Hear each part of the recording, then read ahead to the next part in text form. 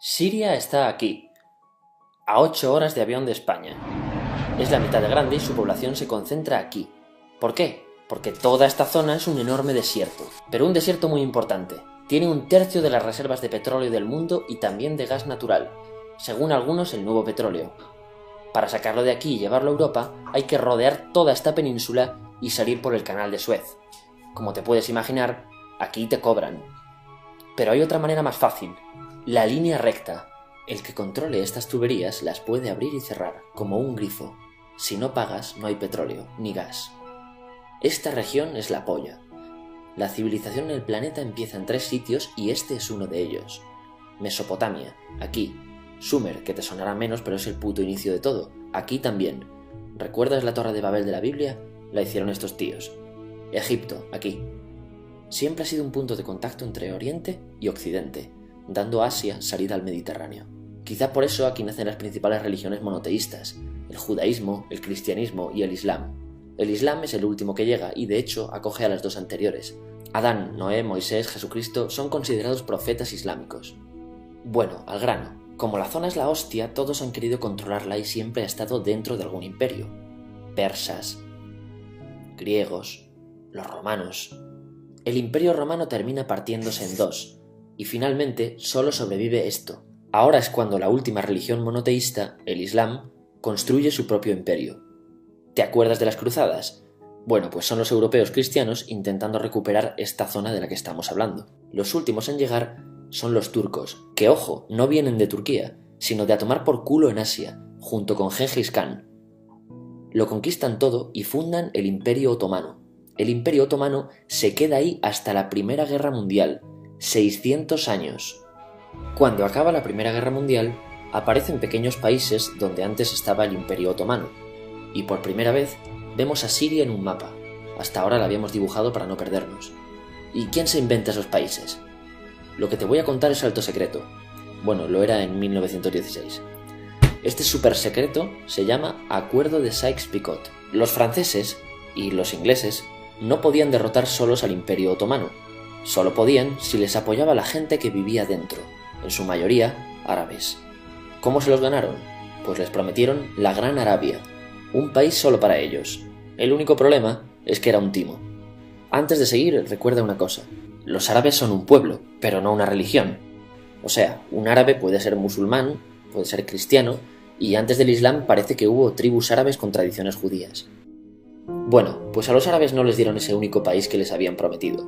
En su lugar, franceses y británicos crearon muchos países pequeños. Estos países, obviamente, no eran países de verdad, sino zonas bajo su control con gobernantes puestos por ellos. Durante este tiempo hacen lo que quieren con la zona. Recuerda que hay petróleo. Siria, aunque no tiene grandes reservas, tiene fácil salida al mar, y Francia, que es la que se ha quedado con Siria, se lo da a compañías extranjeras. Después de la Segunda Guerra Mundial, los europeos se van. En el caso de Siria, son echados a patadas.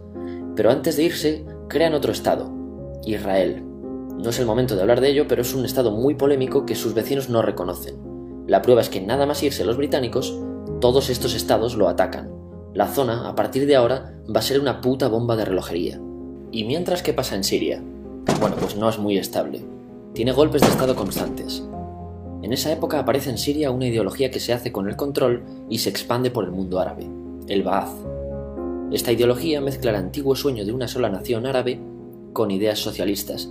Y algo muy importante, es laica, o sea que no es religiosa.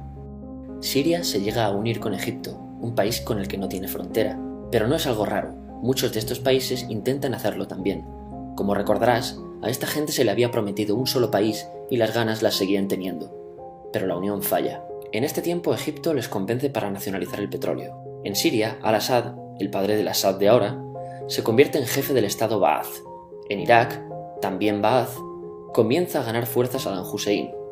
Las diferencias entre ambos países dividen a los partidos Ba'ath de otros países en pro-Siria o pro-Irak. Ahora ocurre la Guerra Fría. El mundo se divide en 2. O eres de Estados Unidos o de la Unión Soviética. Son años muy movidos en los que se pegan constantemente con Israel, invaden su vecino Líbano y comienza una oposición islamista al régimen Ba'ath de Assad, los hermanos musulmanes. Vale, volvamos atrás un momento. Recuerdas que la mayoría de árabes eran musulmanes, ¿verdad? Pues dentro de los musulmanes hay 2 ramas fundamentales, los suníes, la mayoría, y los chiíes. En el caso de Siria, a pesar de ser un estado laico, los gobernantes como Assad y jefes militares eran chiíes, los cuales representan menos del 13%. En cambio, casi el 70% de la población es suní. Un dato curioso es que los cristianos son casi el 10%. Que los chiíes controlen el gobierno y el ejército mosquea a la población suní, y este sentimiento es aprovechado por los hermanos musulmanes, islamistas radicales suníes. Estos toman las armas en la ciudad de Hama en contra del gobierno, y Assad acaba con la revuelta a costa de matar miles de civiles y encarcelar a mucha gente. En el año 2000, Assad padre muere y le sucede Assad hijo. Ante las presiones libera a muchos presos, trae internet y esperanzas de cambio. Hay un periodo de gran debate político y aparece la oposición. También vuelven los hermanos musulmanes. Los siguientes años son difíciles. Arrestan a la oposición. Y Bush incluye Siria en el eje del mal, y esto la aísla. Está mal visto negociar con Siria.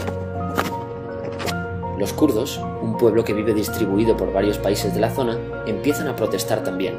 Hay represión y muertos. En 2011, te sonará esto, ocurre la Primavera Árabe. ¿Qué es esto? Bueno, es una protesta que se va propagando por todos los países árabes pidiendo más democracia. Como ves, el mundo árabe, a pesar de estar dividido en países, tiene tendencias generales. Cuando llega a Siria, Assad hijo termina usando el ejército y en los enfrentamientos mueren unas 1000 personas. Los enfrentamientos irán escalando hasta que se conviertan en guerra civil. No hay un momento exacto de inicio. Lo importante es que hoy en día hay numerosas facciones en juego. Vamos a verlas. Pero primero piensa en que todo está dividido entre chiíes, la minoría, y suníes, la mayoría. Chiíes y además laicos, o sea, no religiosos, son el gobierno de Al-Assad. Controla todo esto, que si recuerdas son básicamente las zonas chiíes del país. El gobierno de Assad está enfrentado al resto. También mayoritariamente laico, pero suní, es el Ejército Libre de Siria o FSA en inglés. Junto con el Frente Islámico, que es religioso, y otros 70 y pico grupos más, forman una coalición que la prensa llama simplemente la oposición. También suníes e islamistas, pero radicales, son Al-Nusra, llamados Al-Qaeda en Siria, porque son básicamente eso, Al-Qaeda en Siria. Otros islamistas radicales son el ISIS o Estado Islámico. Salen de Al-Qaeda en Irak, controlan la mayor parte de Siria e Irak y se han hecho famosos por sus atrocidades. Su objetivo teórico impacta a muchos. Es un Estado Islámico a lo largo de Asia, África y Levante, aunque a ti ya te suena, ¿verdad? En naranja tenemos al pueblo kurdo, que recordarás porque el presidente Al-Assad lo reprimió, al igual que gobiernos de países próximos también hacen. Ahora controlan militarmente esta zona. Antes de terminar, repasemos los apoyos internacionales a fecha de octubre de 2015. Las fuerzas de Al-Assad son apoyadas por Rusia, que ya tenía base militar en el país antes del conflicto, por Irán y por China. Todos son países de lo que Europa llama Oriente. En contra de Assad, apoyando a la llamada oposición, luchan Estados Unidos, Turquía, Francia, Gran Bretaña y Arabia Saudí. Podemos terminar con algunas conclusiones. Te advierto que esto ya es pura opinión. Si recapitulamos, vemos que la región es estratégica. Por su situación privilegiada, todos la quieren. Siria siempre ha estado bajo el paraguas de grandes imperios. Piensa que hace 100 años la actual Francia era Francia, Gran Bretaña era Gran Bretaña, pero es que hace 200 también, y hace 300 también, y hace 400 también. En cambio, Siria solo es Siria desde hace menos de 100 años, y solo se gobierna a sí misma desde hace poco más de 50. Además, jamás decidieron sus fronteras, se las impusieron. Europa divide Oriente Medio a su antojo para controlarlo, diseñando países sin tener en cuenta su población.